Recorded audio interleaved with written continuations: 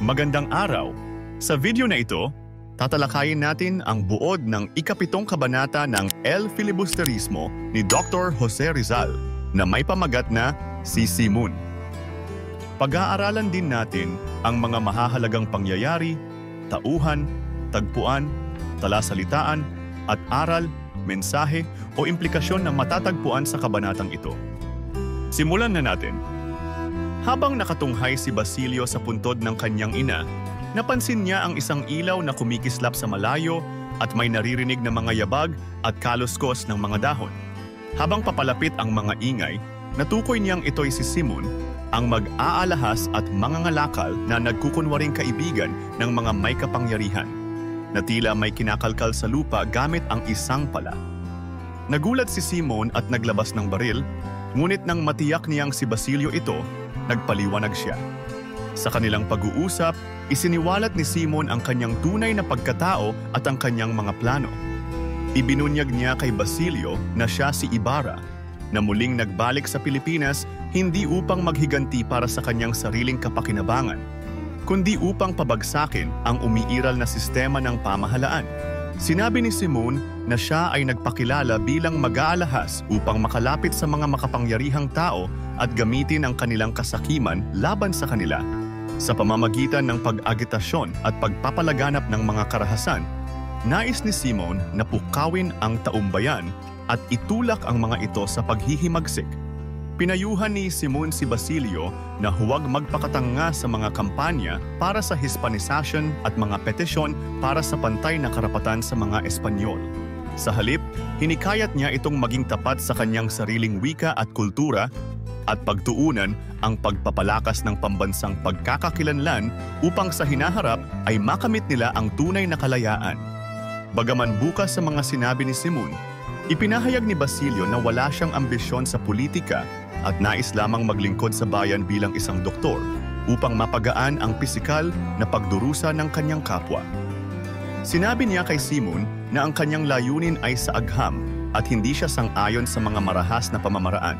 Sa kabila nito, hinikayat pa rin siya ni Simon na pag-isipan ang kanilang pakikipaglaban sa sistema at ang kanyang responsibilidad sa bayan.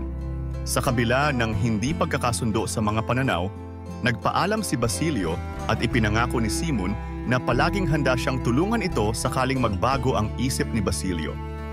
Nang nag-iisa na si Simon, iniisip niya kung nagkamali siya sa pagtitiwala kay Basilio at pinagnilayan ang kanyang sariling sakripisyo para sa bayan. Ipinagpatuloy niya ang kanyang pangarap na pabagsakin ang mapang-aping sistema, anuman ang halaga, at umasa sa darating na araw ng pagbabago. Dumako naman tayo sa mga mahahalagang pangyayari sa kabanatang ito. Habang nagluluksa si Basilio sa puntod ng kanyang ina, nakita niya si Simon na may hinuhukay sa gubat. Lumapit si Basilio kay Simon upang mag-alok ng tulong at ipinaalala ang pagkakakilanlan nito. Dito nagsimula ang kanilang pag-uusap na humantong sa pagkilala ni Basilio sa tunay na pagkatao ni Simon bilang si Ibarra. Ibinunyag ni Simon kay Basilio ang kanyang tunay na layunin na pabagsakin ang pamahalaan gamit ang sariling kasakiman ng mga makapangyarihan upang pukawin ang bayan sa paghihimagsik.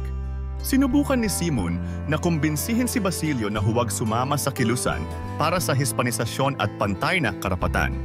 At sa halip ay himukin itong magtuon sa pagpapalakas ng sariling wika at kultura para sa kalayaan ng bayan.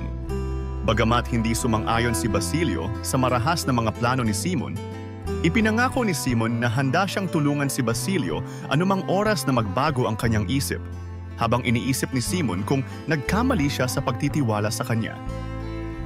Mga mahahalagang tauhan.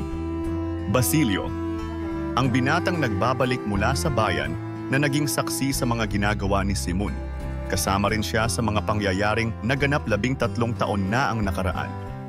Simon, ang mag-aalahas na binanggit sa kabanata na ito kung saan isiniwalat niya kay Basilio ang kanyang tunay na pagkatao. Sisa at Elias, mga tauhang binanggit bilang mga taong natulungan ni Basilio na ilibing 13 taon na ang nakalipas. Dumako naman tayo sa tagpuan ng kabanata. Ang kwento ay naganap sa gubat ng mga Ibarra sa San Diego, particular sa ilalim ng malaking balete kung saan nagkakalkal si Simon.